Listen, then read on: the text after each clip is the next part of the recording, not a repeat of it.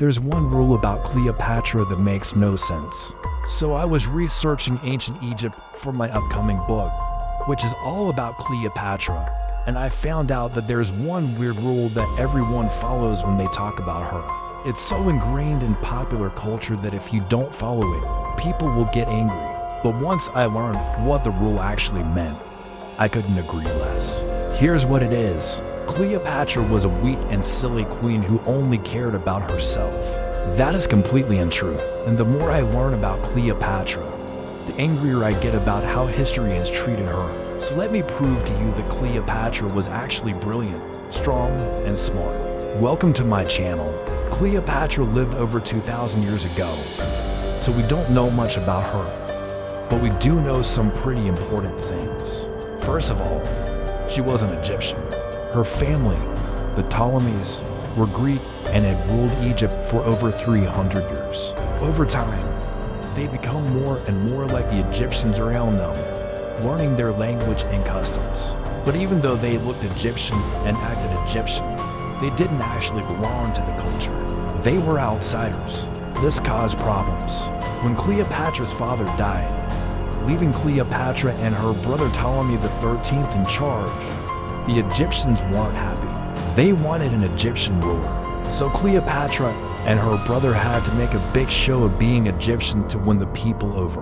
In art, they presented themselves as the Egyptian gods, Isis and Osiris, and they encouraged the priests to deify them as well. In fact, every single Ptolemy after Cleopatra's brother had artwork made showing them as pharaohs. There are hundreds of these images, but none of them show Cleopatra. We can see her in paintings and sculptures, but none of them are official.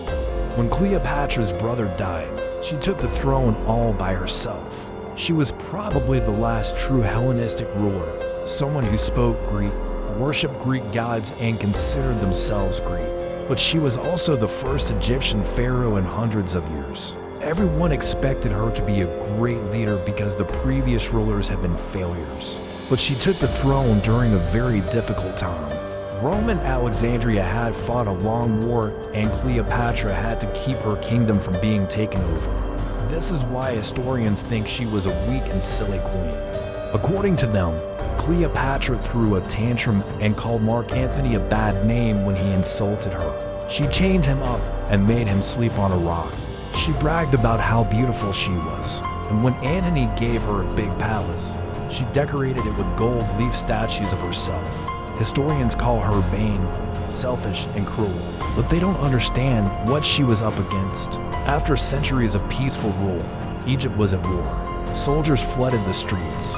Generals fought each other in taverns, and there were rumors that Rome would attack again soon. The citizens were scared and confused, and it was up to Cleopatra to calm them down. How do you stop an entire nation from panicking? You give them hope.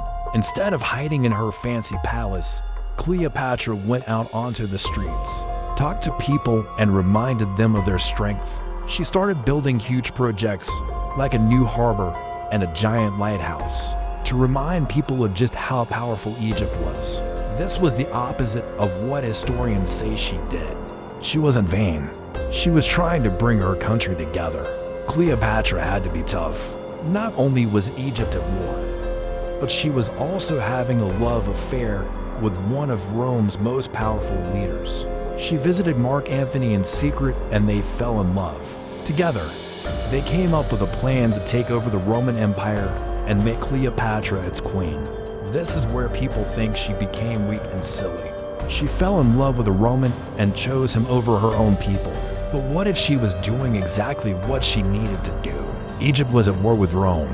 If Cleopatra wanted to protect her kingdom, she had to get help from one of Rome's top leaders. She didn't choose Antony because he was a handsome, charming man. She chose him because he was second in command. Soon, Cleopatra and Antony were planning to defeat Rome's leader and replace him with Antony. This is where things went wrong. Cleopatra's enemies said she was too ambitious. She wanted too much power and wasn't afraid to use her sexuality to get it. But she was doing what she had to do to survive. Once Cleopatra and Antony lost their fight with Octavian, Cleopatra didn't run away to a safer place. She refused to leave Egypt, even though her life was in danger. Instead, she held on tight to her throne, even though it meant she would die. When soldiers arrived in her palace, demanding she come with them, she locked herself in a room with a basket and an apple tree. People thought this was a weak and silly thing to do. She was giving up without a fight, but maybe she was fighting for something else. When the soldiers broke down the door, they found Cleopatra lying on a basket covered in poisonous snake bites. She'd rather die than live under Octavian's rule. Even now, historians say Cleopatra was weak and silly. They claim she killed herself by letting a snake bite her. But there's no proof of that. All we have is a letter from Octavian saying that she died from a basket full of venomous snakes. He might have made that up to make himself look stronger. Here's the truth. Cleopatra was a brave, strong leader who tried her best to protect her people. Yes, she was ambitious and wanted more power. But that doesn't mean she was weak. She accomplished a lot during her lifetime and changed the future of the entire world. If it wasn't for her, ancient Egypt would have ended sooner and Rome wouldn't have learned the secrets of the East. But I still haven't told you the most important thing about Cleopatra. Stay tuned to find out what it is. Also, if you want to learn more about amazing historical women, click here.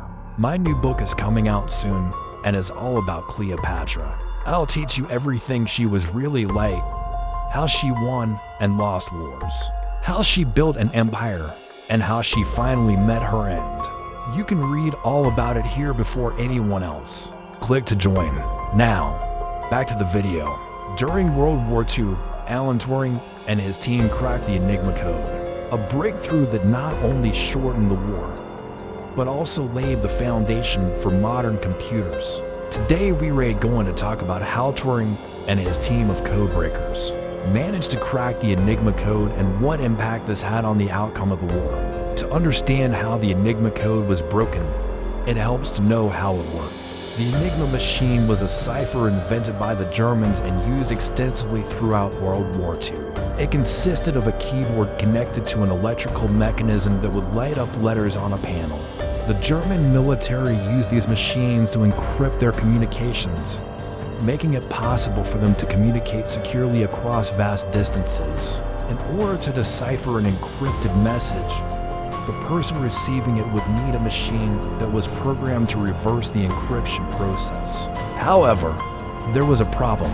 The Enigma machine was incredibly complex and the number of possible settings was almost infinite. This made it extremely difficult for the Allies to decode messages sent by the Germans. As the war dragged on, it became clear that the Allies needed to find a way to break the Enigma code.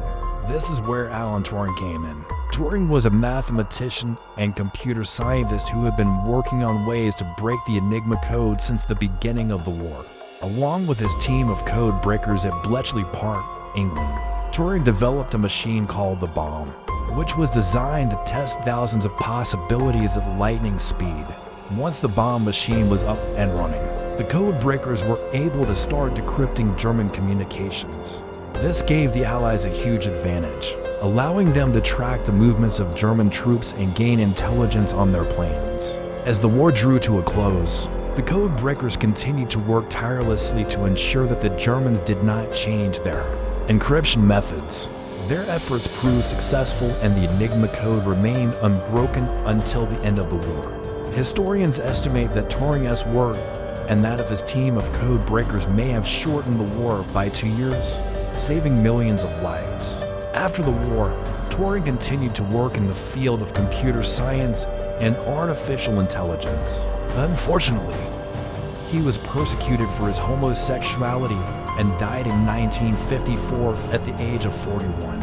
In recent years, there has been a growing effort to recognize the contributions of Alan Turing and his team of code breakers. In 2013, the British Prime Minister David Cameron issued a public apology to Turing for his persecution and granted him a royal pardon.